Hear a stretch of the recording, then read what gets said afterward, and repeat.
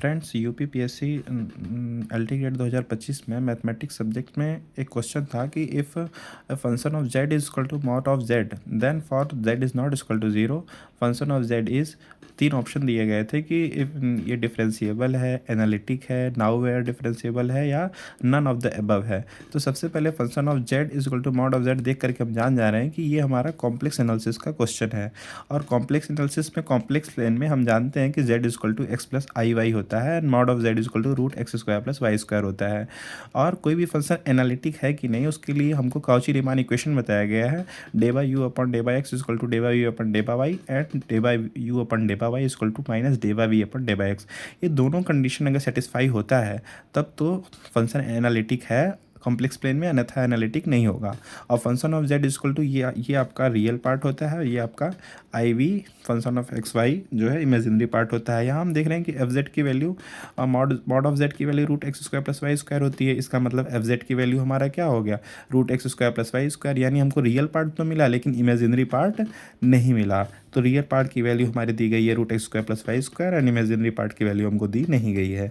तो दोनों का हम पार्शियल डिफरेंशिएशन निकालते हैं, del by u upon del by x del by u upon del by y निकालते हैं, जो वैल्यू आती है आपके सामने पड़ी है। और डे बाई वी ये दोनों निकालने पे तो हमारा जीरो आएगा क्योंकि वी की वैल्यू हमारा इमेजिनरी पार्ट जीरो है। तो हम देख रहे हैं कि काउची रीमान इक्वेशन को सेटिस्फाई कराने के लिए कि हमको ये दो कंडीशन देनी पड़ेंगी कि X upon root x square plus Y square equal to zero and Y upon ये जीरो होना पड़ेगा। और ये जीरो दोनों कंडीशन में तभी होगा जब हमारा एक्स और वाई दोनों जीरो हो। और एक्स और वाई दोनों जीरो होने का मतलब हमारा जेड जीरो हो जाएगा। एंड अगर जेड जो हमारे क्वेश्चन का विरोध करता है कि z ज़ीरो के बराबर नहीं है, इसका मतलब काउची रीमान इक्वेशन को ये फॉलो नहीं किया, this function is not analytic. और z अगर जीरो हो गया तो हमारा पार्शियल डिफरेंशिएशन भी जो है अनडिफाइंड हो जाता है। इसलिए ये डिफरेंशिएबल तो होगा लेकिन कॉम्प्लेक्स प्लेन में कहाँ होगा ये हमको पता नहीं है। इसलिए इसका राइट आंसर जो होगा वो नाउ वेयर डिफरेंशिएबल होगा। If a function f z equal to mod of z then z is not equal to zero अगर रहेगा तो हमारा फंक्शन ऑफ जेड क्या होगा, नाउ वेयर डिफरेंशिएबल। इसका ये आंसर सही होगा। इसी तरीके से आप देख पा रहे होंगे कि क्वेश्चन नंबर 2 दिया गया है, a problem of mathematics is given to three students A B and C whose probability of solving it is 1/2 3/4 and 1/4 respectively. The probability that the problem will be solved. यहाँ ये हमारा probability का question है और ये दिया गया है कि तीन मैथमेटिक्स के स्टूडेंट हैं ए बी एंड सी जिनके किसी क्वेश्चन को सॉल्व करने की प्रोबेबिलिटी दी गई है और पूछा गया है कि वो तीनों एक साथ उस क्वेश्चन को सॉल्व करेंगे, उसकी प्रोबेबिलिटी क्या होगी। यानी हम ये पता कर लें कि वो तीनों एक साथ उस क्वेश्चन को नहीं सॉल्व करने की जो प्रोबेबिलिटी है वो क्या होगी, तो हमको ये पता चल जाएगा कि उनको सॉल्व करने की प्रोबेबिलिटी क्या है। तो सबसे पहले हम यहाँ देखते हैं कि तीनों के द्वारा अलग अलग the probability of a student not solving the problem. यहाँ हम जानते हैं कि जब हम नॉट वाले में निकालते हैं तो वन में से उसको घटा देते हैं, वन माइनस जो probability solving the problem, one minus probability of B की निकल जाएगी, प्रोबेबिलिटी ऑफ सी की निकल जाएगी। और उसके बाद जब इन तीनों का एक साथ none of the student solving the problem का प्रोबेबिलिटी निकालेंगे तो हम जानते हैं कि तीनों का प्रोडक्ट होगा, प्रोडक्ट निकाल लेंगे। और उसके बाद जब हम प्रोबेबिलिटी निकालेंगे कि all the students problem will be solved then one minus ये वैल्यू घटा देंगे तो 29/32 आ जाएगा और ये हमारा आंसर हो जाएगा the probability that the problem will be solved. Third question हमारा था, if limit x tend to 1 f x minus two upon f x plus two is equal to zero then limit x tend to 1 f x is equal to, ये हमसे पूछा गया था। तो ये question तो हम इसके ऑप्शन की सहायता से ही लगा सकते हैं आराम से, वैसे भी लगा सकते हैं। यहाँ हम देखते हैं कि लिमिट एक्स टेंड टू 1 करने पे ये वैल्यू हमारी जीरो आनी चाहिए और इस एफ एक्स की जगह पे क्या रहेगा, -1 रहेगा, -2 रहेगा, 2 रहेगा, 1 रहेगा। हम -1 रख करके देख लेते हैं, -1 रखते हैं तो ऊपर -3 आ जाएगा, नीचे -1 हो जाएगा, जीरो आने का सवाल ही नहीं उठता। पहला ऑप्शन तो हमारा वैसे ही बाहर हो जाता है। -2 रखते हैं, -2 -4 ऊपर हो जाएगा, नीचे जीरो आ जाएगा यानी वैल्यू इनफाइनाइट कर जाएगी और ये हमारा ये भी नहीं यूज़ में आएगा। 2 रख करके देखते हैं, ऊपर 2 - 2 जीरो कर जाएगा और नीचे 2 + 2 4, ये कुछ लग रहा है, ये जीरो आएगा, ये 2 रखने पे जीरो आएगा। और 1 रखते हैं, 1 नीचे 3 आ जाएगा, ऊपर 1 - 2 - 1 यानी ये तो हमारा ज़ीरो नहीं आ रहा है। तो ये तो हमारा ऑप्शन से ही क्लियर हो जाता है कि इसका आंसर ये 2 सही होगा। लेकिन फिर भी अगर इसको आपको सॉल्व करने का बहुत शौक रहेगा तो मान लीजिएगा कि इसकी लिमिट एग्जिस्ट कर रही है, एफ एक्स की जगह एम रख दीजिए, m - 2 जीरो कर दीजिए, m की वैल्यू 2 आ जाएगी और यहाँ m की वैल्यू 2 रखेंगे तो 2 + 2 4, ये कभी भी जीरो के इक्वल नहीं होगा, हेंस इसका सही उत्तर 2 होगा। अब देखिए नेक्स्ट क्वेश्चन, बहुत अच्छा क्वेश्चन है। Algebraic consider the following two statements for two subgroups H1 and H2 of a group G। यानी आपको इसमें दे रहा है कि एक ग्रुप G है आपके पास जिसके दो सब ग्रुप H1 एंड H2 हैं, और पहला ये स्टेटमेंट आपको दे रहा है कि H1 intersection H2 is not necessarily a subgroup of G।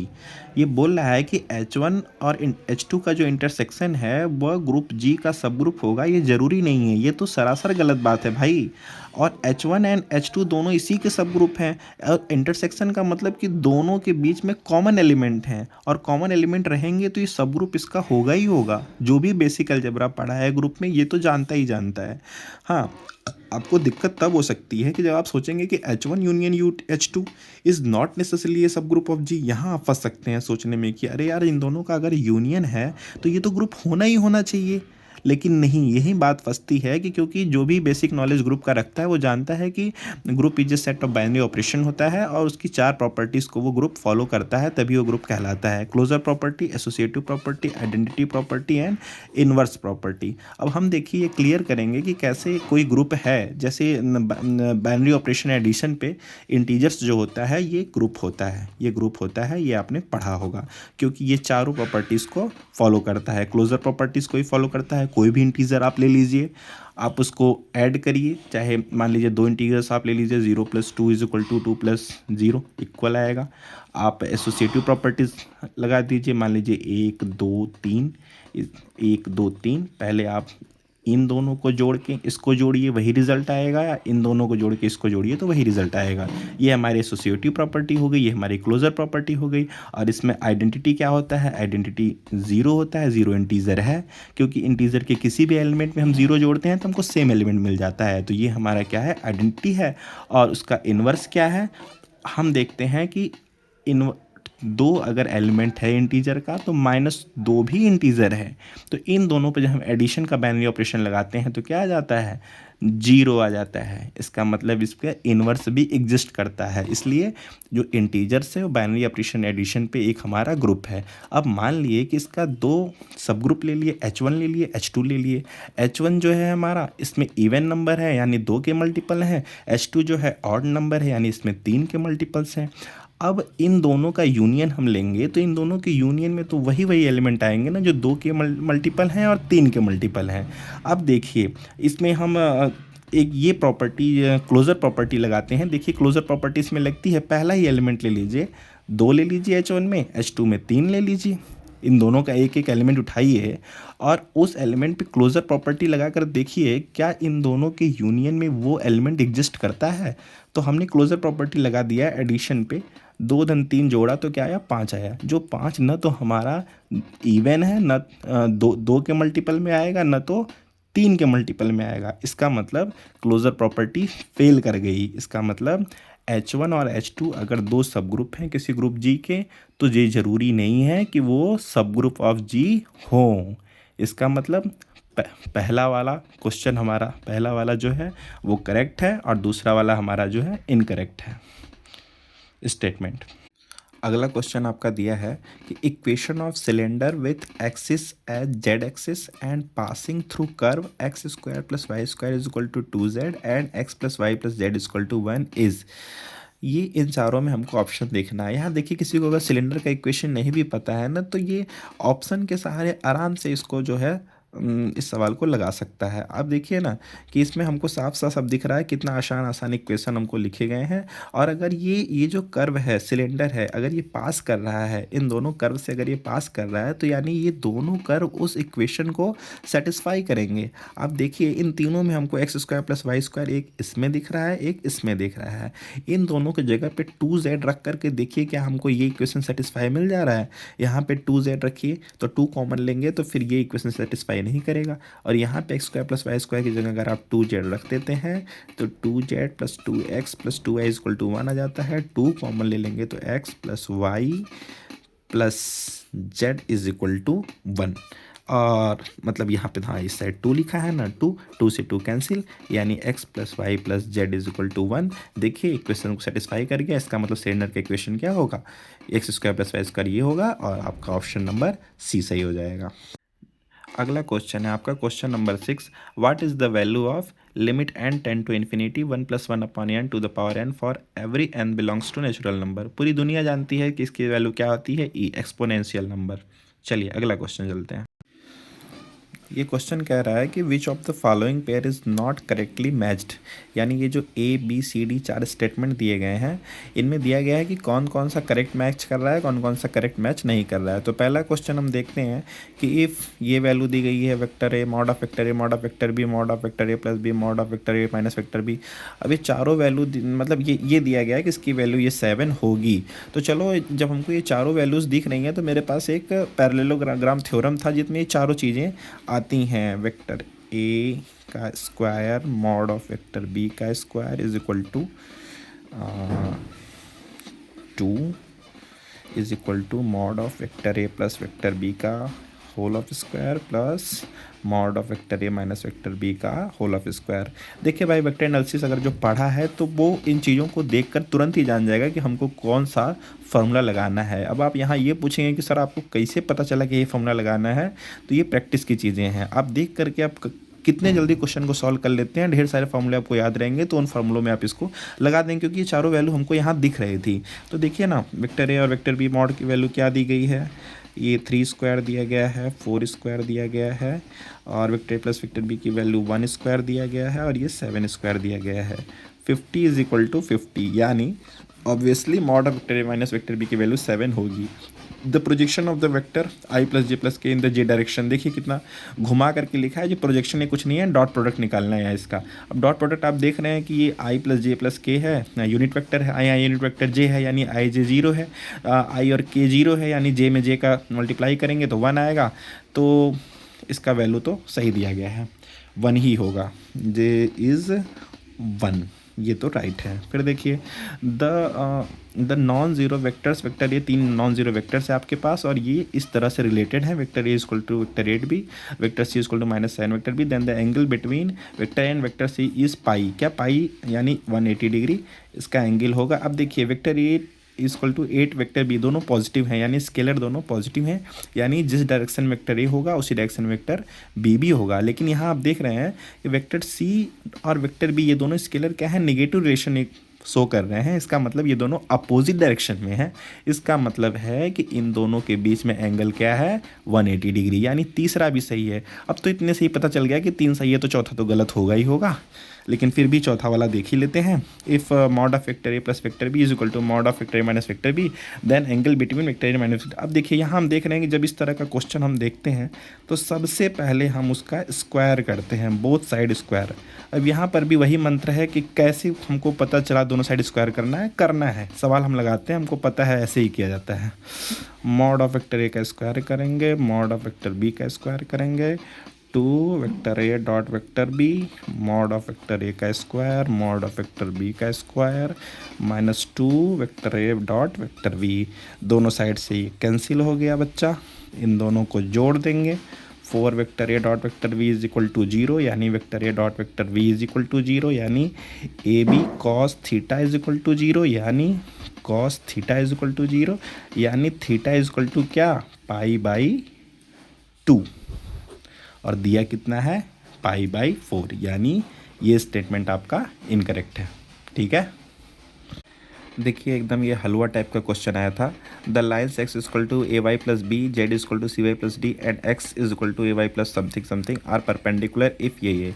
अब हम जानते हैं कि 2 स्ट्रेट लाइन्स परपेंडिकुलर कब होते हैं कि their dot products of direction cosines is 0, then 2 straight lines is perpendicular. और स्ट्रेट लाइन्स का जो जनरल इक्वेशन हम जानते हैं, x minus a1 upon L1, x minus a2, y minus a2 upon m1 is equal to z minus a3 upon n1। और दूसरी line मान लीजिए x minus b1 upon L2, y minus b2 upon m2, z minus b3 upon n3। 2। अब देखिए ये जो दोनों मेरे स्ट्रेट लाइंस हैं, इनके डायरेक्शन कोसाइंस है L1 M1 N1, इनके L2 M2 N2। Then condition होती हैं कि L1 L2 plus M1 M2 plus N1 N2 is equal to 0, then both lines are perpendicular to each other. अब देखिए कि ये जो हमको लाइन्स का इक्वेशन दिया गया है, इसको हम स्टैंडर्ड फॉर्म में कैसे बदलते हैं। पहले इक्वेशन से हम x equal to A Y plus B से हम फाइंड कर लेते हैं y equal to X minus B upon A. Is it clear. और फिर देखिए z equal to C Y plus D से y की वैल्यू क्या आएगी, z minus D upon C. y की value z minus D upon C. इसका मतलब हम यहाँ y अपॉन 1 लिख सकते हैं। अब देखिए ये x के नीचे a, y के नीचे 1, z के नीचे c, यानी a 1 c। पहला डायरेक्शन को साइंस हमको क्या मिल गया, a मिल गया, 1 मिल गया, c मिल गया। और अगला हमारा जो इक्वेशन था स्ट्रेट लाइन का, वो दिया गया था x is equal to alpha y plus beta, z is equal to gamma y plus delta. अब यहाँ से हम इसको स्टैंडर्ड फॉर्म में ले लेते हैं, तो y इज इक्वल टू आ जाएगा x minus beta upon alpha, और यहाँ से y इज इक्वल टू आ जाएगा z minus delta upon gamma. यानी हमारा स्टैंडर्ड इक्वेशन आ जाएगा x minus beta upon alpha is equal to y upon 1 is equal to z minus delta upon gamma. अब यहाँ हमारा डायरेक्शन कोसाइंस क्या मिल गया, अल्फ़ा मिल गया, 1 मिल गया, गामा मिल गया, और यहाँ a1 c मिला था। अब चलिए L1 L2 M1 N2 N1 N2 इन दोनों का डॉट प्रोडक्ट करके जोड़ दीजिए, a alpha plus 1 into 1 plus c into gamma is equal to 0, यानी a alpha plus c gamma plus 1 is equal to 0। ये हमारा क्या आ गया, परपेंडिकुलरिटी का कंडीशन। देखिए क्वेश्चन क्या कह रहा है कि if a b and c are in a geometric progression and a power 1 upon x, b power 1 upon y, c power 1 upon z, then x y z are in harmonic progression है, geometric progression है कि arithmetic progression है कि none of the above है। चलिए ये तो बहुत स्टैंडर्ड क्वेश्चन है, इसका तो आंसर आपको याद रहना चाहिए कि अरिथमेटिक प्रोग्रेशन है, लेकिन फिर भी हम करके आपको दिखला देते हैं। अगर A B C geometric progression में है, देन हम कंडीशन जानते हैं B square is equal to A C. और चलिए अगर मान लीजिए ए पावर, यहाँ तो सबसे पहले हम पावर को हटाएंगे तभी ना कुछ कर पाएंगे। चलिए मान लीजिए इनका कॉमन रेशियो के है, तो ए इज इक्वल टू आ जाएगा K power x, b is equal to K power y, c is equal to K power z। ये तो जानते ही होंगे कैसे आ रहा है, मैथमेटिक्स के स्टूडेंट हैं तो इतना तो आना चाहिए। B square is equal to A C condition है, यानी K power 2y is equal to K power x is equal to K power into K power z is equal to K power x plus z। यानी जब दोनों compare करा देंगे तो इसका जो है के हट जाएगा, 2y is equal to x plus z, या y is equal to x plus z by 2। किसकी कंडीशन आ गई, अरिथमेटिक प्रोग्रेशन की। x प्लस जेड में, यानी x y और z हमारा क्या है, अरिथमेटिक प्रोग्रेशन में है। देखिए एक बहुत प्यारा सा इंटीग्रेशन भी पूछा गया है एलटी ग्रेड में, 1 अपॉन एक्स स्क्वायर ई पावर 1 प्लस लॉग एक्स। यहाँ ई पावर 1 प्लस लॉग एक्स को जब हम तोड़ेंगे तो ई पावर 1 ई पावर लॉग एक्स का मान x होता है, सभी लोग जानता है, ई इंटू एक्स, यानी यहाँ ई इंटू एक्स हो जाएगा, एक x कैंसिल हो जाएगा, बचेगा x, ई आपका बाहर चला जाएगा, तो आ जाएगा E integration of 1 to E 1 upon X D X. 1 upon X का इंटीग्रेशन क्या होता है, लॉग एक्स होता है, और लिमिट इसका हम इंटीग्रेशन लगा देंगे अपर लोअर लिमिट की, ई बाहर कर देंगे, लॉग ई बेस ई माइनस लॉग ई 1, इसकी वैल्यू 0 होती है, इसकी वैल्यू 1 होती है, इंटू 1 इक्वल टू ई, यानी राइट आंसर इसका क्या हो जाएगा, ई। नेक्स्ट क्वेश्चन में आप देखेंगे कि which of the following series is convergent. आप यहाँ देखते ही आपको समझ में आ गया है कि सीक्वेंस एंड सीरीज के क्वेश्चन हैं, और आप यहाँ पे देखेंगे कि हर विकल्प में पावर n दिया है, तो इसको देख कर ही जो पढ़ा होगा सीक्वेंस एंड सीरीज के सारे टेस्ट जो है, तो हमको समझ में आ जाता है कि यहाँ पे हमको nth रूट टेस्ट लगाना है। nth रूट टेस्ट तो मतलब मुजबानी देख में पता चल जाएगा कौन कन्वर्जेंट है कौन डाइवर्जेंट है, लेकिन यहाँ देखिए हमको केवल कन्वर्जेंट का पता करना है। nth रूट टेस्ट क्या कहता है कि वो कहता है कि sigma n is equal to 1 to infinity a n अगर कोई सीरीज है, इसका टेस्ट हम करते हैं तो वो उसका हम लिमिट लगा देते हैं n tend to infinity root n a n is equal to, अगर समथिंग मान लो एम मान लो इसकी वैल्यू आती है, अगर m is less than one आता है तो सीरीज़ हमारा कन्वर्ज करेगा, अगर m ग्रेटर देन वन आता है तो सीरीज़ हमारा डाइवर्ज करेगा, m is equal to one आएगा तो सीरीज़ हमारा टेस्ट हमारा फेल कर जाएगा। तो यहाँ हम देखेंगे कि जहाँ है ए एन की वैल्यू क्या दी गई है 3/2 माइनस वन अपॉन एन, और जब इसको रूट एन लगाएंगे तो एम तो हमारा गायब हो जाएगा, तो हमारा बचेगा का, जब एन टेन टू इन्फिनिटी करेंगे तो वन अपॉन इन्फिनिटी 0 हो जाएगा, तो यहाँ 3/2 आएगा। 3/2 न्यूमरेटर 3 है, डिनोमिनेटर 2 है, यानी डिनोमिनेटर छोटा है, यानी वैल्यू 1 से ज़्यादा आएगी तो ये सीरीज डाइवर्स करेगी। यहाँ भी वैल्यू 5/2 1 से ज़्यादा आएगी, सीरीज डाइवर्स करेगी। यहाँ 1/2 यानी जो वैल्यू आएगी वो लेस देन 1 आएगी, यानी सीरीज डाइवर्स करेगी। तो इसका सही आंसर कौन सा है? सी है। नेक्स्ट क्वेश्चन दिया गया है कॉनिक सेक्शन से, कंसीडर द फॉलोइंग स्टेटमेंट। ये इक्वेशन दिया गया है, रिप्रेजेंट्स एन एलिप्स, और अगला दिया गया है the centre of the conic, मतलब ये इक्वेशन दिया गया है जनरल इक्वेशन, और इसका 1 2 बता रहा है इसका सेंटर है। क्या दोनों स्टेटमेंट सही है, गलत है, कौन सही है, हम देखते हैं कैसे है।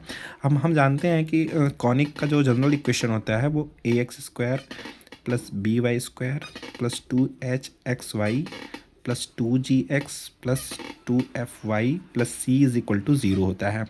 और इसमें जो डिस्क्रिमिनेंट हम लेते हैं h² माइनस ए बी, अगर ये वैल्यू लेस देन 0 आता है तो ये एलिप्स होता है, ग्रेटर देन 0 आता है तो हाइपरबोला होता है, h² equal to A B आता है तो सर्किल होता है। अब यहाँ देखते हैं h की वैल्यू क्या है, कंपेयर कराते हैं। तो h की वैल्यू -6xy यानी 2h इक्वल टू -6 यानी h इज इक्वल टू -3 है। a की वैल्यू क्या दी गई है 5, बी की value 5, h² minus A B निकालते हैं तो -3² माइनस 5 इंटू 5 यानी माइनस का 16 आ जाता है, जो कि लेस देन 0 है। Hence the given equation represents A ellipse, ये तो सही है। और ये भी देखते हैं कि इमेजिनरी एलिप्स को तो नहीं डिनोट करता है, उसके लिए ग्रेटर डिस्क्रिमिनेंट निकाल लेंगे। उसका जो फार्मूला डेल का होता है ABC plus 2FGH minus AF² minus BG² minus CH², इसको भी रख करके देख सकते हैं कि प्रॉपर ये एलिप्स कोई दिखा रहा है कि नहीं, लेकिन एलिप्स को दिखा रहा है, इतना से हमारा क्लियर हो जाता है। जो अच्छे से पढ़ा है वो तो h² माइनस AB एकदम देख करके ही जान जाएगा। और दूसरा देखते हैं कि the centre of the conic दिया गया है कि ये 1 2 इसका सेंटर है कि नहीं।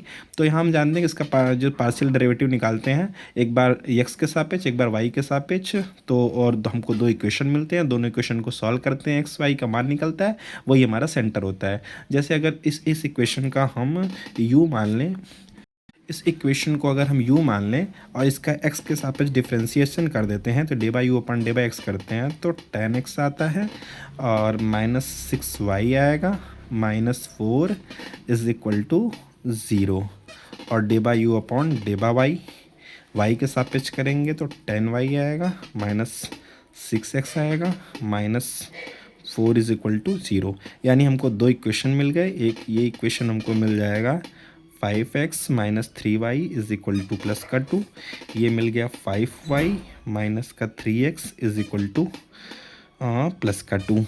ये दोनों में से कॉमन ले लिए, इन दोनों को आप सॉल्व करेंगे तो x की वैल्यू 1 आएगी, y की वैल्यू 1 आएगी, और इस तरीके से 1 1 इसका सेंटर होगा, लेकिन यहाँ सेंटर कितना दिया गया है 1 2, इसलिए ये स्टेटमेंट आपका सेकेंड वाला रॉन्ग है, फर्स्ट स्टेटमेंट आपका सही है। और इस तरीके से आप इस क्वेश्चन को सॉल्व कर लेंगे, और ओनली 1 यानी आंसर इसका डी सही है। अगला क्वेश्चन आपको देखिए, ये दोनों हमारा लाइंस को रिप्रेजेंट कर रही हैं, स्ट्रेट लाइन को, और इसका शॉर्टेड डिस्टेंस हमको निकालना है। तो ये सीधा फार्मूला बेस्ड क्वेश्चन है। हम जानते हैं कि the shortest distance between two skew lines A1 plus 2 B1 R equal to A2 plus B2, इनके बीच का जो शॉर्टेड डिस्टेंस होता है उसका फॉर्मूला होता है B1 cross B2 scalar product A2 minus A1 upon mod of B1 cross B2, और इस पूरा का मॉड लिया जाता है। तो आप इन्हीं दोनों से इसका कंपेयर करा दीजिएगा, इन दोनों का आप ये देखेंगे कि आ जाएगा B cross D C minus A upon mod of B cross D। आप देखेंगे कि ये स्केलर ट्रिपल प्रोडक्ट है और इसको हम इस रूप में भी लिख सकते हैं, C minus A vector vector B vector D upon mod of vector B cross vector D. तो आपका ये ऑप्शन राइट हो जाएगा। ये बिल्कुल फार्मूला बेस्ड क्वेश्चन है, ये ऑप्शन सही है। अब देखिए ये क्वेश्चन तो बहुत बढ़िया है, होमोजीनियस फंक्शन का क्वेश्चन है और इसमें हमको पता करना है कि इसकी वैल्यू, ये पार्शियल डेरिवेटिव्स की वैल्यू क्या होगी। तो यहाँ हम क्या चेक करते हैं ना, डिग्री ऑफ होमोजेनिटी चेक करते हैं। तो डिग्री ऑफ होमोजेनिटी चेक करने के लिए हम एक्स की जगह पे जेड एक्स पुट करेंगे, वाई की जगह पे जेड वाई पुट करेंगे और function of F X Y में हम देखेंगे कि जब यहाँ पे एक्स की जगह पे ये पुट किया, वाई की जगह पे ये पुट किया, जेड जेड कैंसिल हो गया और यहाँ जेड पावर 8 यानी जेड की जो पावर आती है ना वही होमोजेनिटी होती है, फंक्शन की होमोजेनिटी होती है। और उसके बाद फिर हम आ जाते हैं ईलर्स थ्योरम। ईलर्स थ्योरम क्या कहता है, होमोजीनियस फंक्शंस के लिए ईलर्स थ्योरम हमारा क्या कहता है कि X del by F upon del by X plus Y del by F upon del by Y is equal to n into function of F X Y. ये n क्या है, ये डिग्री ऑफ होमोजेनिटी है। यहाँ degree of homogeneity क्या है, 8 है, यानी यहाँ पे क्या आ जाएगा 8 एफ एक्स वाई आ जाएगा। हमारा सही ऑप्शन क्या हो जाएगा 8F। अरे बिल्कुल एकदम सीधा सीधा दिख रहा था। जिस बच्चों को आता था, मैथमेटिक्स के क्वेश्चन इतने भी लंबे नहीं दिए जाते हैं, बहुत सारे क्वेश्चन जिसको आते रहते हैं वो देखते ही सॉल्व कर जाता है। आप देखिए ना, अगर यहाँ पे पुट करेंगे हम जेड एक्स जेड वाई तो जेड पावर 3 जेड पावर 5 यानी सीधा सीधा 8 आ जाएगा। 8 को देख के 8F ईलर्स थ्योरम की कंडीशन अगर याद है तो आप सीधा सीधा 8F मार के आगे बढ़ जाएंगे। अब देखिए यहाँ आपको क्वेश्चन में सीधा टेस्ट पूछ दिया है कि which of the following test refers that UN is convergent if limit tend to infinity. ये अगर आप पढ़े हैं तो आपको अच्छे से पता है, ये राबीज टेस्ट दिया गया है। ये राबीज टेस्ट की कंडीशन होती है, अगर limit tend to infinity UN upon UN plus minus 1 is greater than 1 आता है तो सीरीज हमारी कन्वर्ज करती है, अगर लेस देन 1 आता है तो सीरीज डाइवर्ज करती है और इक्वल टू 1 आता है तो हमारा टेस्ट फेल हो जाता है। तो उसके बाद हम कौन सा टेस्ट लगाते हैं, डी मॉर्गन्स एंड बेट्रेन टेस्ट लगाते हैं। रूट टेस्ट तो आपको हमने बताया ही, limit tend to infinity UN to the power 1 upon n, अभी पिछला क्वेश्चन हमने उसी पे सॉल्व किया था। और ratio test limit tend to infinity UN plus 1 upon UN less than 1 greater than 1, वो आपको आप पढ़े ही होंगे रेशियो टेस्ट जो है। तो इस तरीके से इसका सही ऑप्शन क्या हो जाएगा, राबीज टेस्ट। ओके, ये क्वेश्चन भी बहुत आसान है, आप इसको देखते ही उड़ा देंगे अगर आप इसको पढ़े रहेंगे तो। देखिए the equation of the normal at theta on the hyperbola. तो equation of normal at hyperbola, अगर कोई हाइपरबोला दिया है X square upon A square minus Y square upon B square equal to 1, then equation of normal आपको ये याद करना पड़ेगा, याद रहना पड़ेगा, नहीं सवाल बनेगी नहीं। B square Y upon Y one is equal to A square plus B square, ये चीज़ें आपको याद होनी चाहिए, तभी आप इस सवाल को 30-40 सेकंड में कर पाएंगे, वरना नहीं कर पाएंगे। ये इक्वेशन ऑफ नॉर्मल है और इसके बाद हम जान लेते हैं कि देखिए इसमें सेक थीटा टेन थीटा यानी ये पैरामेट्रिक कोऑर्डिनेट्स दिए हैं और हम जानते हैं कि we know that the parametric coordinates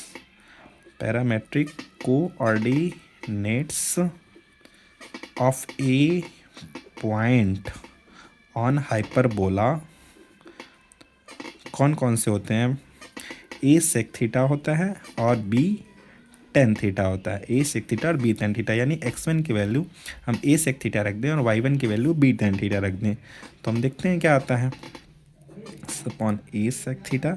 मान लीजिए एग्ज़ाम हॉल में तो ये सब आपको अपने मन से ही करना पड़ेगा, मन में ही सारा कुछ सॉल्व कर लेना पड़ेगा। इसका ऐसे करेंगे तो बहुत आपका टाइम लैप्स चला जाएगा। देखिए बी से बी कैंसिल हो जाएगा, ऊपर बी आ जाएगा, ए से ऊपर ए आ जाएगा, यानी आपका जो A X upon sec theta और B Y upon tan theta is equal to A square plus B square, ये आपका इक्वेशन ऑफ नॉर्मल हो जाएगा एट पॉइंट थीटा पे। तो यानी आपका कौन सा ऑप्शन सही हो जाएगा, ए समझ में बी अपॉन, यानी ऑप्शन आपका ये वाला करेक्ट हो जाएगा। क्लियर।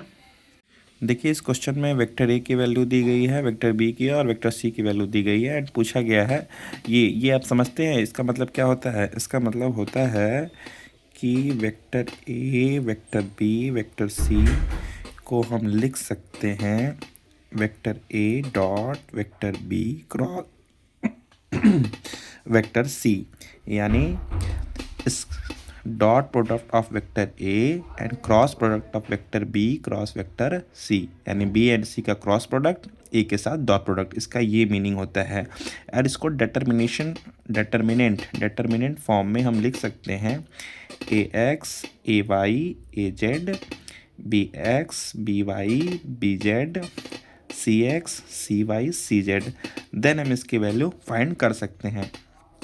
और जो A X A Y A Z है वो आपका आई का कोफिशिएंट है, जे का कोफिशिएंट है और के का कोफिशिएंट है। इस तरीके से आप ऊपर देखेंगे तो vector A, vector B, vector C ये आप निकालेंगे तो डिटर्मिनेंट में आपके क्या निकलेगा, ये आप देखेंगे कि आई का कोफिशिएंट 1 है, के का कोफिशिएंट -1 है, जे है ही नहीं तो जे का कोफिशिएंट 0 लिख देंगे, 1 0 -1। अब बी में देखिए I coefficient x 1 1 minus X, x 1 1 minus X. फिर के का कोफिशिएंट वेक्टर सी देखिए y x 1 plus X minus Y. इसको आप सॉल्व करेंगे, जो इक्वेशन आएगा अगर उस इक्वेशन में x है केवल और y नहीं है तो केवल डिपेंड ऑन x, केवल y है x नहीं है, डिपेंड ऑन y ओनली, और दोनों है तो बोथ x एंड y। अगर जीरो कर जाता है तो neither depend on x and not depend on y। चलिए सॉल्व करते हैं, यहाँ से सॉल्व करते हैं। पहले 1 आ गया, क्रॉस मल्टीप्लाई हुआ 1 प्लस एक्स माइनस वाई, और इस x का मल्टीप्लाई करेंगे तो माइनस एक्स, ये माइनस एक्स स्क्वायर तो प्लस एक्स स्क्वायर हो जाएगा, और ये जीरो तो पूरा जीरो कर देगा। फिर यहाँ -1 आ जाएगा और कोष्टक में एक्स स्क्वायर माइनस वाई आ जाएगा, एक्स स्क्वायर माइनस वाई। चलिए ओपन करिए, 1 plus X minus Y minus X plus X square minus X square, ये माइनस माइनस प्लस का वाई। आप देखेंगे कि माइनस स्क्वायर से प्लस स्क्वायर कैंसिल हो गया, प्लस एक्स से माइनस एक्स कैंसिल हो गया, माइनस वाई से प्लस वाई कैंसिल हो गया, यानी क्या बचा, एक बचा। मतलब ना एक्स आया ना वाई आया, hence neither depend on X nor on Y. इसका राइट आंसर क्या हो जाएगा, ये हो जाएगा। नेक्स्ट क्वेश्चन आप देखिए, क्वेश्चन 17 ये दिया है, the equation of a line of intersection of two planes vector R dot vector n1 is equal to k1। ये इसका देखिए स्टैंडर्ड ये फॉर्मूला ही होता है, the line of intersection of two planes अगर ये दिए गए हैं तो उसका फॉर्मूला होता है vector are cross n1 and n2 का जो क्रॉस प्रोडक्ट होता है, एंड ये फार्मूला ये आपको याद करने वाली चीज़ है। ये बेसिकली याद रहती नहीं है, ऐसे कुछ कुछ टफ क्वेश्चंस दे दिए जाते हैं, लेकिन अगर आपके सामने से अगर एक भी बार ये फार्मूला गुजरा है तो देख के तो आप इसको सॉल्व कर ही ले जाएंगे। इसका राइट आंसर ये रहेगा।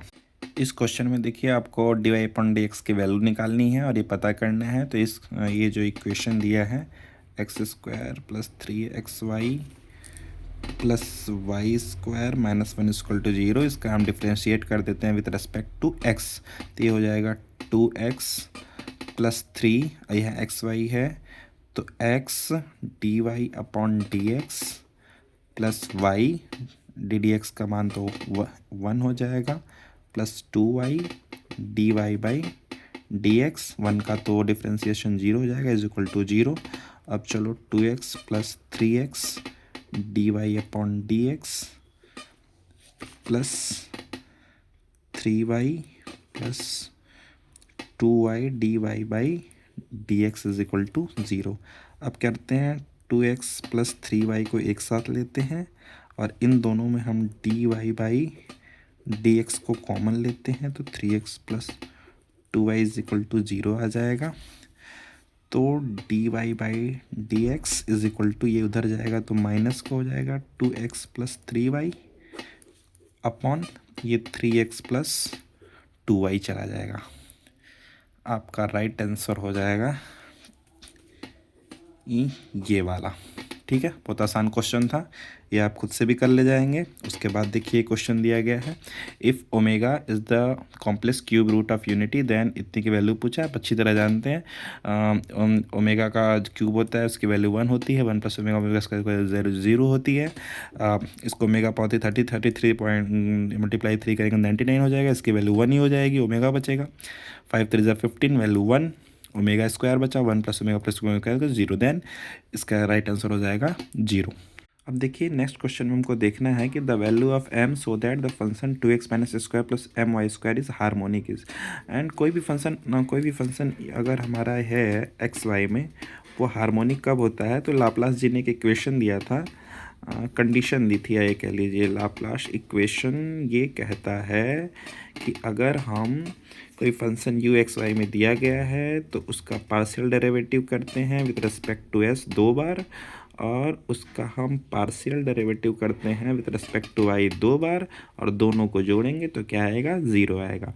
आप देखेंगे कि अगर फंक्शन को हम यू एक्स वाई को अगर हम मान लें 2x minus X square plus M Y square, अगर इसका हम 2 बार partial derivative with respect to X करते हैं तो आप देखेंगे तो पहली बार में तो विथ रिस्पेक्ट टू एक्स करेंगे तो हमारी वैल्यू दोनों बार करने पे एक बार आ जाएगी, ये तो सब ख़त्म हो जाएगा, और ये माइनस 2x बचेगा, 2 माइनस 2x पहली बार में आएगा, और जब दूसरी बार डिफ्रेंशिएशन कर देंगे तो सीधा सीधा हमारा बच जाएगा माइनस का 2, ये ज़ीरो हो जाएगा, कांस्टेंट टर्म है, ये माइनस का 2 बचेगा, और 2 bar with respect to Y हम पार्शियल डिफ्रेंशिएशन कर देंगे तो वैल्यू आ जाएगी हमारी 2m, और दोनों को जोड़ दीजिए, 2m minus 2 is equal to 0 और m इज इक्वल टू 1, यानी m की किस वैल्यू के लिए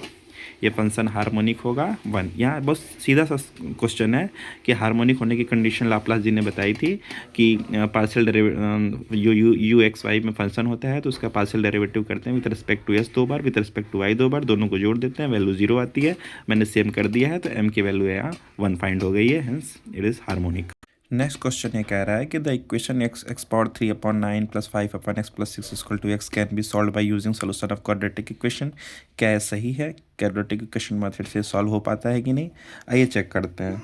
इसको चेक करने के लिए हम देखेंगे कि x power 3/9 plus 5/x plus 6 is equal to x, इसको हम लिख सकते हैं x power 3 x plus 6 plus 5 into 9 is equal to 9x x plus 6।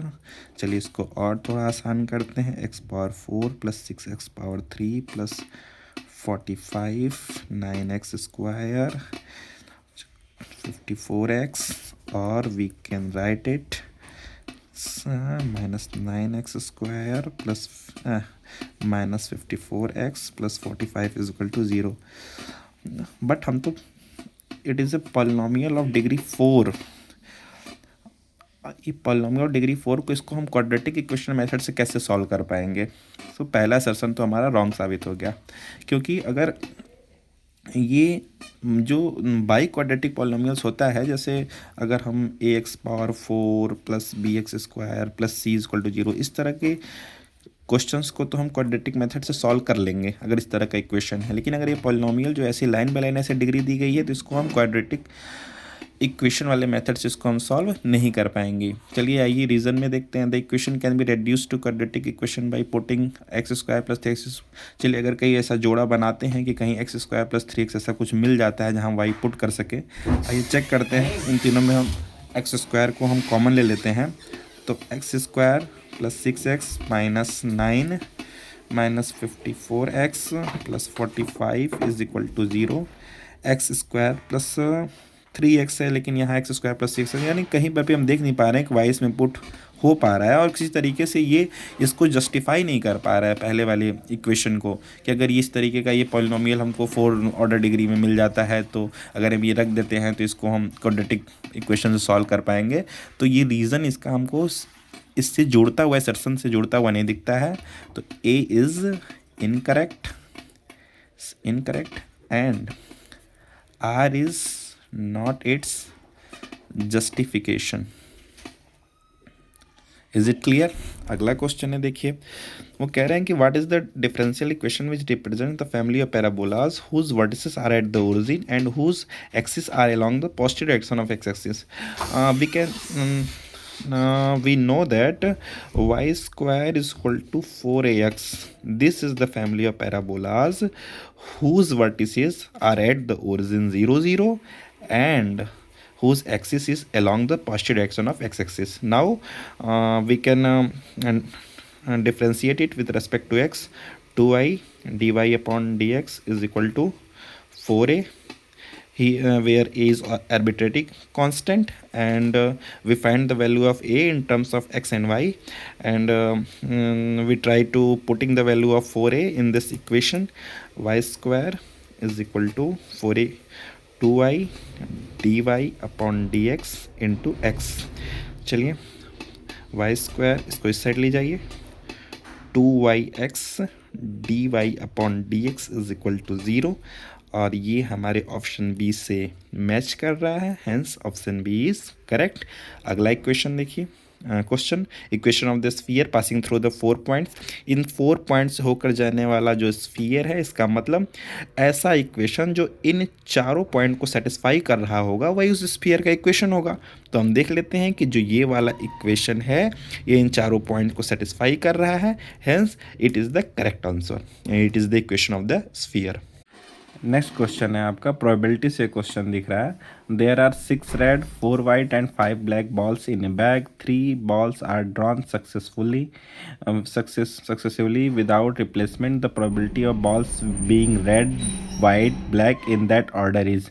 देखिए क्वेश्चन कह रहा है कि हमारे पास 6 लाल 4 सफ़ेद और 5 काली गेंदें हैं, और 3 गेंदों को हमें क्रमशः निकालना है बिना रिप्लेसमेंट के, and the probability of balls being red, मतलब प्रायिकता क्या होगी कि जब लाल सफ़ेद और काली गेंदें क्रमशः निकाली जाएं।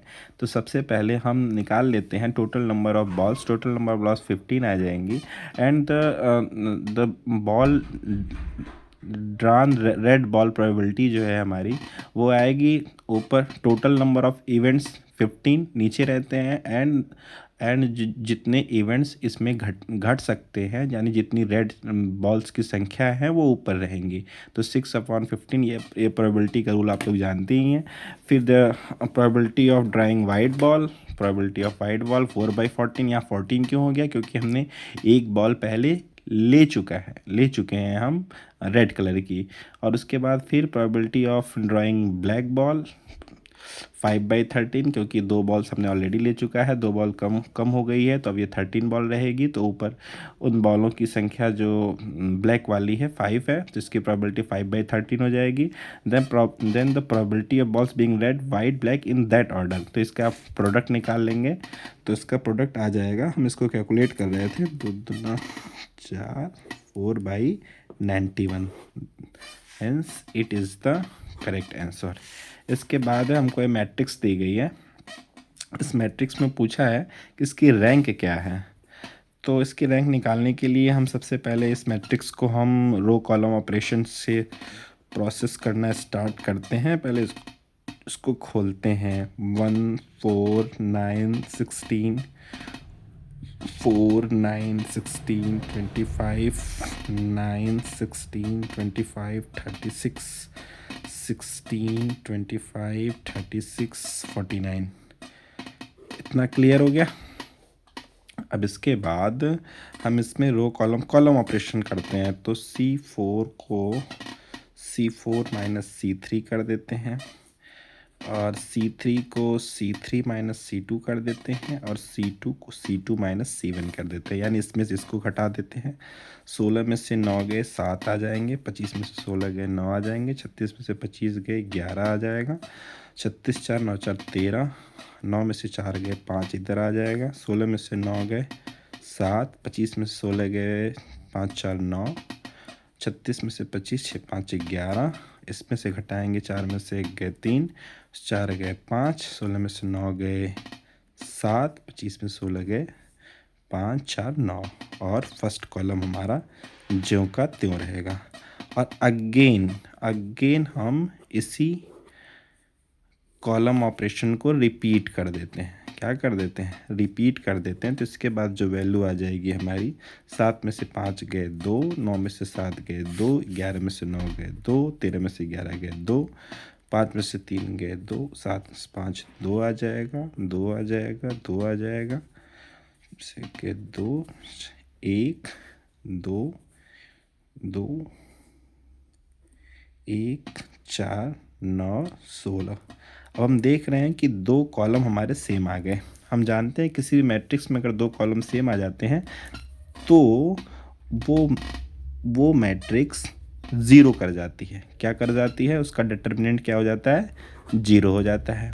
इसलिए अब हम इसका जो है सब मैट्रिक्स लेंगे जिसका ऑर्डर 3/3 रहेगा और 3/3 का इस ऑर्डर रहेगा और इसका हम डिटर्मिनेंट जब निकाले तो ये डिटर्मिनेंट नॉन जीरो आया, इसलिए इसका रैंक कितना आएगा? 3 आएगा। इसलिए इसका रैंक कितना हो जाएगा? 3 हो जाएगा।